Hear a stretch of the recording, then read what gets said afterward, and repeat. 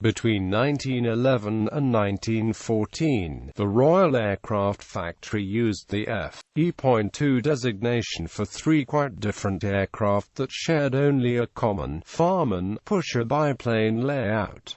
The third F.E.2 type was operated as a day and night bomber and fighter by the Royal Flying Corps during the First World War.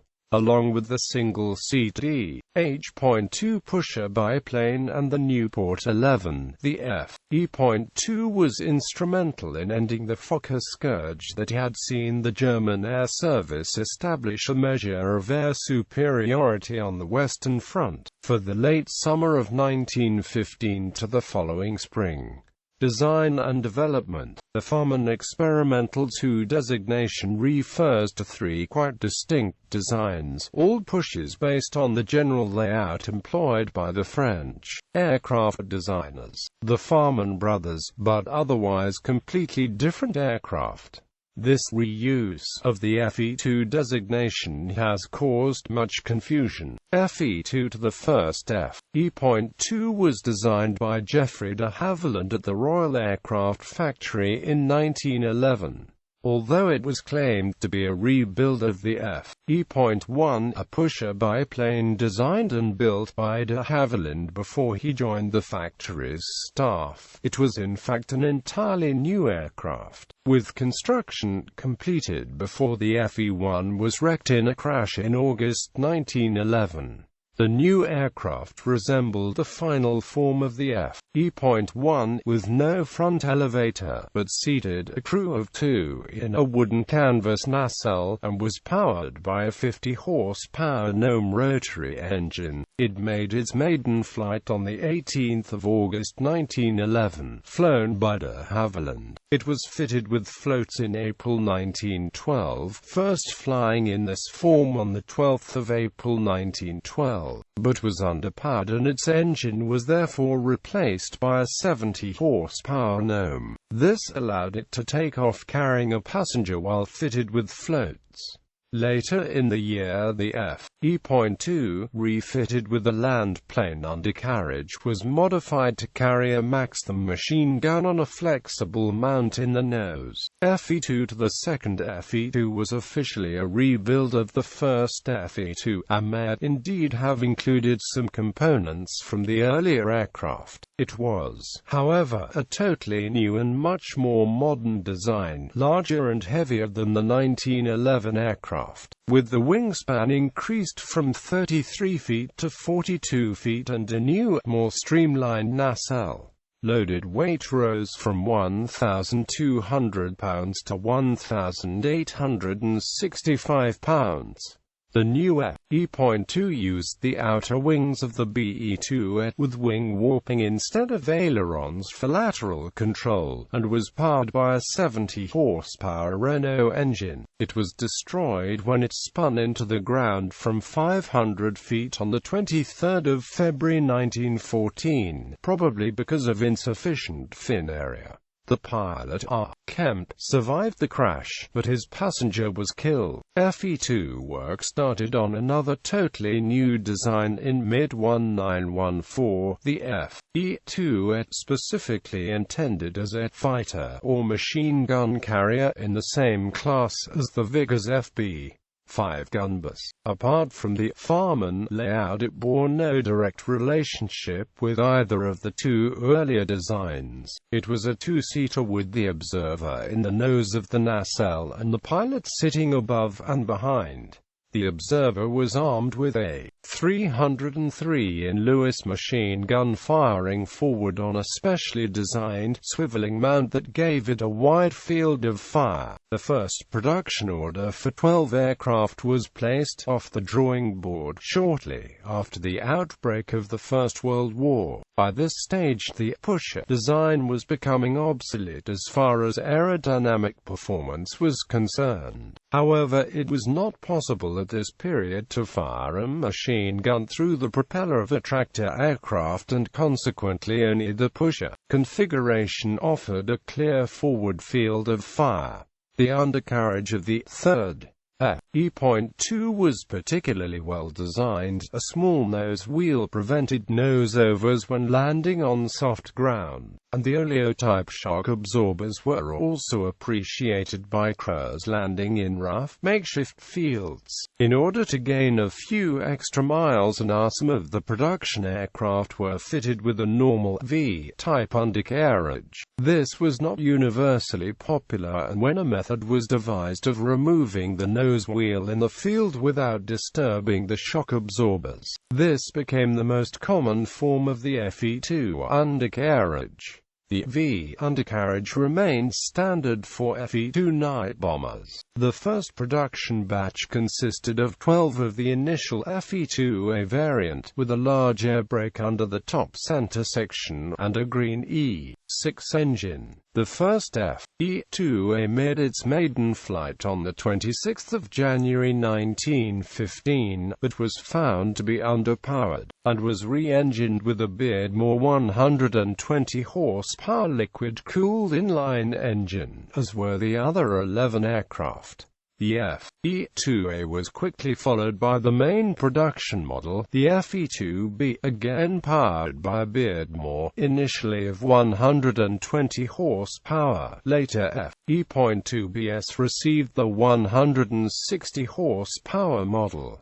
The air brake of the A was ineffective in its intended function of reducing the landing run and was omitted. A total of 1,939 F.E.2B were built. Only a few of them are at the Royal Aircraft Factory, as most construction was by private British manufacturers such as G&AMP, J. Weir, Bolton and AMP, Paul Limited and Ransoms, Sims and AMP, Jeffries.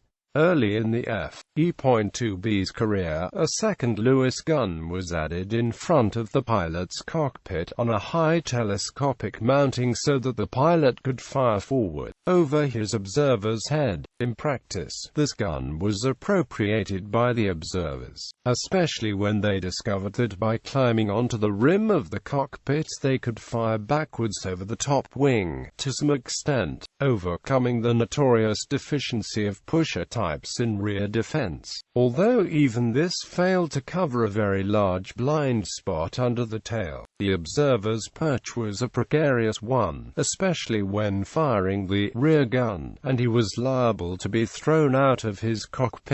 Although his view was excellent in all directions except directly to the rear.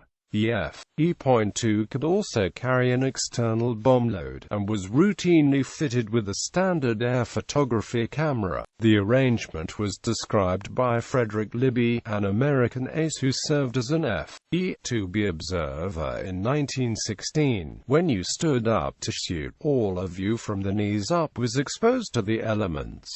There was no belt to hold you, only your grip on the gun and the sides of the nacelle stood between you and eternity. Toward the front of the nacelle was a hollow steel rod with a swivel mount to which the gun was anchored. This gun covered a huge field of fire forward.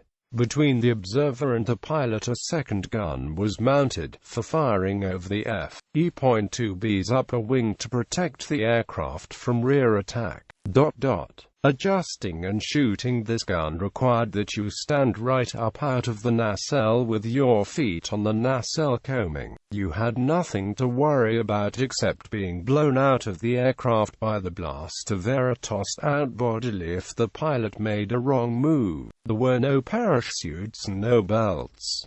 No wonder they needed observers. The Royal Aircraft Factory was primarily a research establishment, and other experiments were carried out using F.E.2Bs, including the testing of a generator-powered searchlight attached between two 303-inch Lewis guns, apparently for night fighting duties. The F.E.2C was an experimental night fight bomber variant of the F.E.2B, the main change being the switching of the pilot's and observer's positions so that the pilot had the best view for night landings. Two were built in 1916, with the designation being reused in 1918 for a similar night bomber version of the F.E.2B, which was used by 100 Squadron.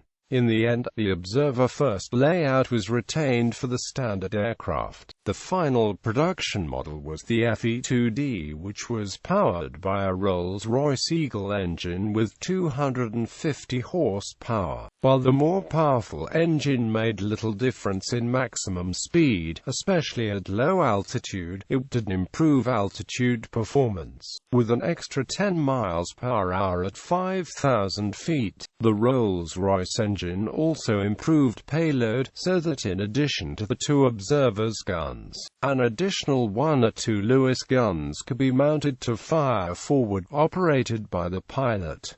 At least two F.E.2 BS were fitted with 150 horsepower RAF-5 engines in 1916, but no production followed.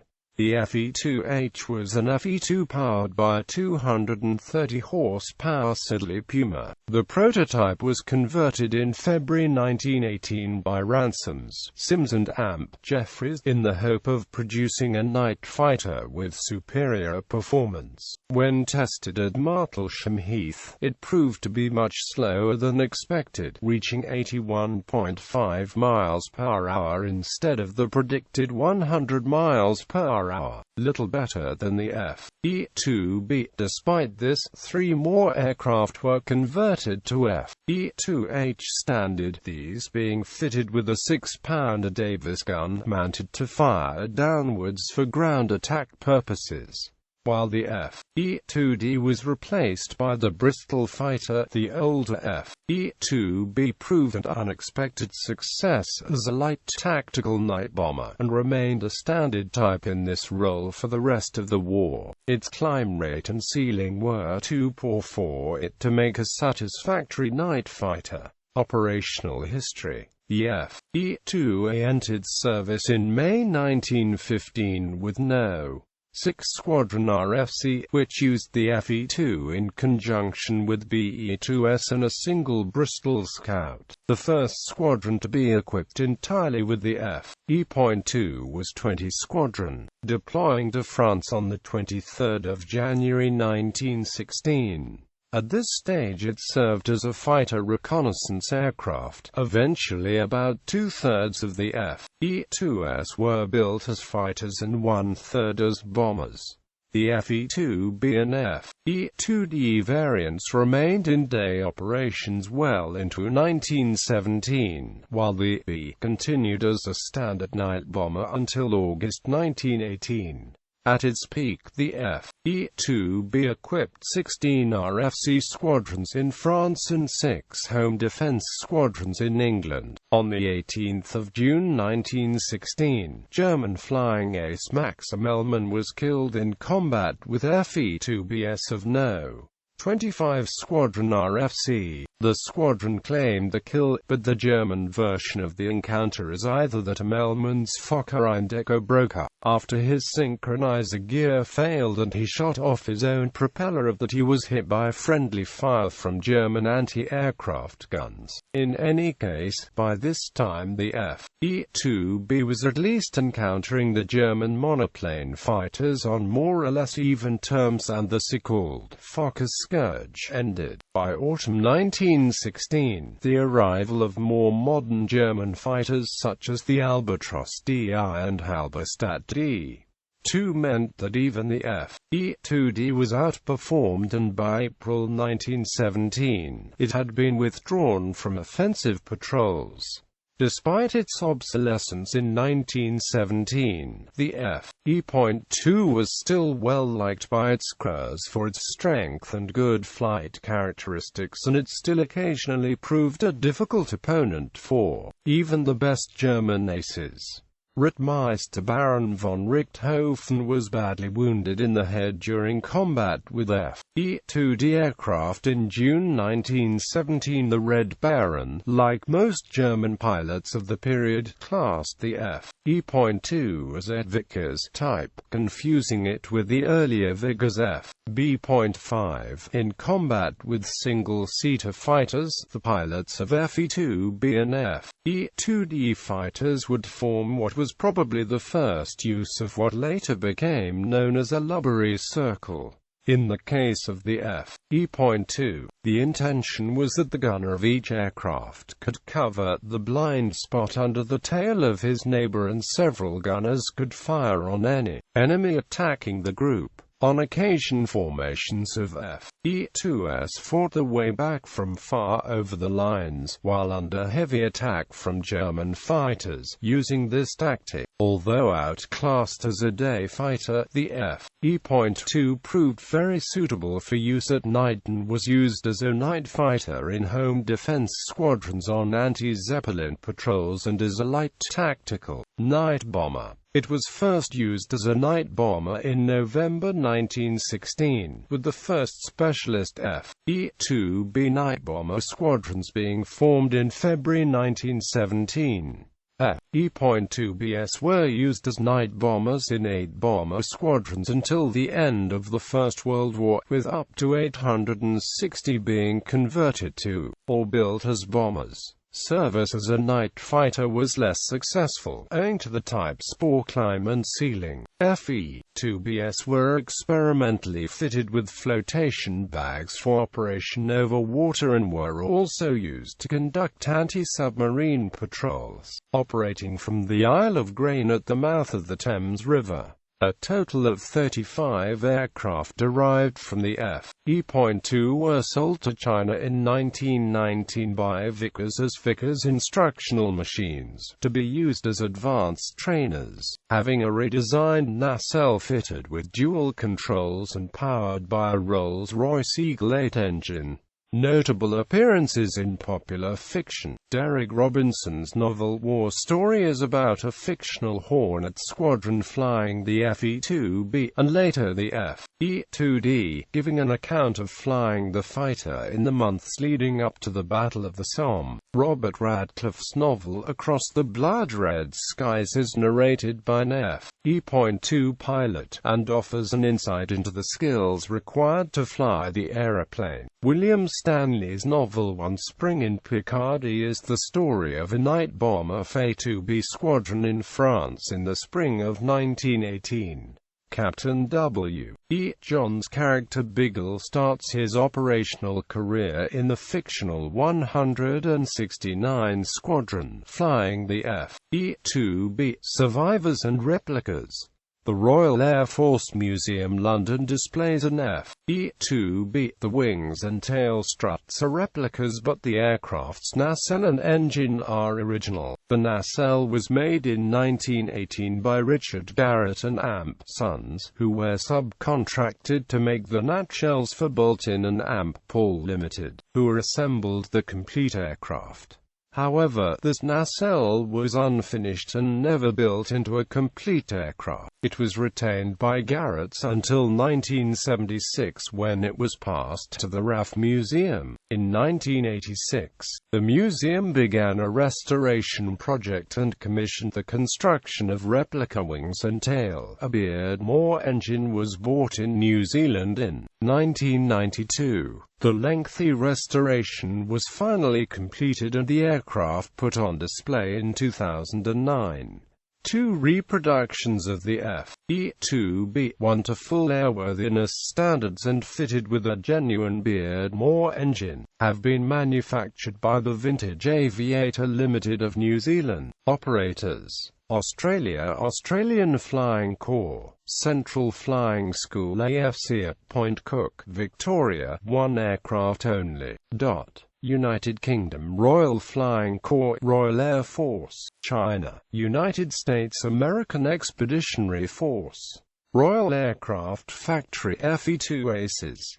During its widespread service, 4 dozen aces used the F.E.2 as the mount. Notable aces flying the F.E.2 included F.E.2B pilot aces Carlton Main Clement, Chester Stairs Duffus, James Green, Harold Hartney, Victor Houston, Reginald Malcolm, Stephen Price, John Quested, Lancelot Richardson, David Stewart, Noel Webb, Charles Wolven. F.E.2D pilot aces Donald Cunnell, Harry G. E. Lutchford, Reginald Makepeace, George Reed, Guy Reed, Cecil Roy Richards, Frederick Dare, Richard M. Trevethan. ACE's honors were not reserved solely for F.E.2 pilots, though slightly in the minority in the listings. A score of observers who manned the guns also became aces. The more notable among them are listed below. F.E.2B observer aces: Giles Blenner Hassett 8,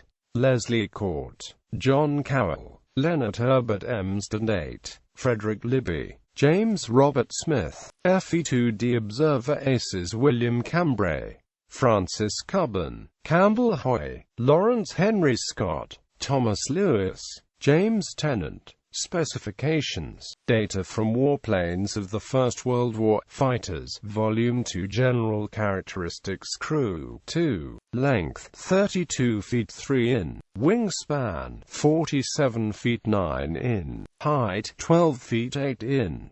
Wing area 494 feet squared. Empty weight 2,061 pounds. Loaded weight 3,037 pounds. Power plant 1 times Beardmore 6-cylinder inline piston engine, 160 horsepower. Performance maximum speed 80 knots. Endurance 3 hours. Service ceiling 11,000 feet. Rate of climb 39 minutes 44 sector 10,000 feet. Wing loading 6.15 pounds feet squared. Power mass 0.053 horsepower pound. Armament guns 1 or 2x. 303 in Lewis gun for observer 1 or 2x. 303 in Lewis gun sometimes mounted for the pilot's use in the F.E.2D. Bombs up to 517 pounds of bombs.